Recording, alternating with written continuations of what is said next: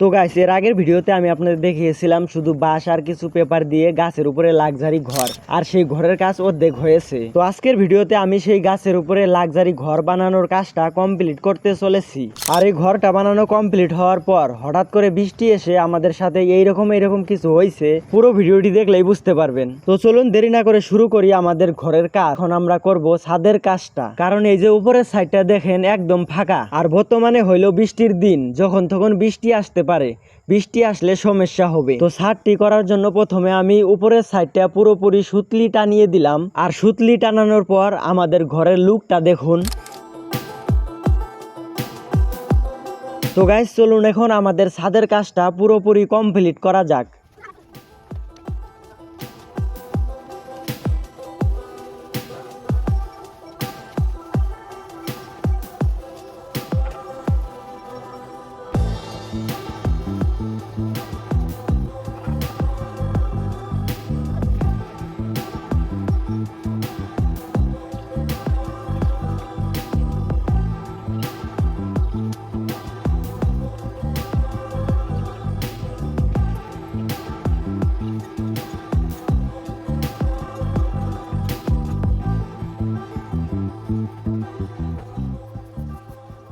তো guys, finally আমাদের ছাদের কাজটা কমপ্লিট হইল। এখন আমরা নিচের সাইডটা যেভাবে বেড়া দিছি ঠিক ওইভাবেই উপরের সাইডটাও বেড়া দিব। তো চলুন শুরু করি কাজ।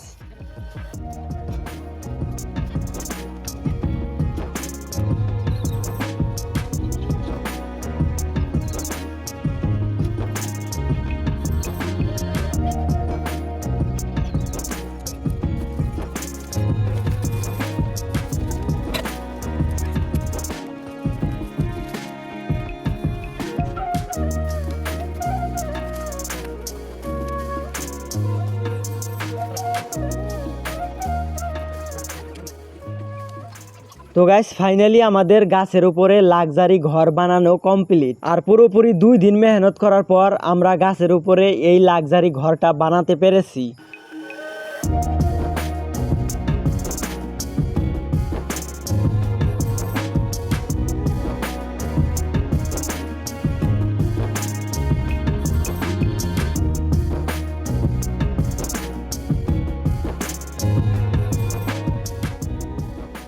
কিন্তু আমাদের 2 দিনের মেহনত মনে হয় এক্ষুনি মাটি হয়ে যাবে, কারণ এই দেখুন আকাশের অবস্থাটা খুব খারাপ। মনে হয় কিছুক্ষণের মধ্যে বৃষ্টি আসবে। তার জন্য আমরা একটু ভয়ে আছি। আমরা হাউসটা একটু মেরামত করব যে ভিজে না। তো গাইস, আমরা এখন ঘরের মধ্যে আছি আর বাইরে প্রচুর বৃষ্টি হইতেছে। এই যে আরিবার আমি ফিরোজ গেছে মাছ মারতে। এই দেখেন গাইস, কত বৃষ্টি হচ্ছে বাইরে। গাইস কি বলবো, প্রচুর বৃষ্টি নামছে ঘরের মধ্যে। জানি না আমাদের ঘরটা বৃষ্টির মধ্যে টিকতে পারবে কিনা, ভেঙে যায় কিনা, সেটা টেনশনে আছি আর কি গাইস। আমি আর আরিফ আছি ঘরের মধ্যে, সেই মজা লাগতেছে।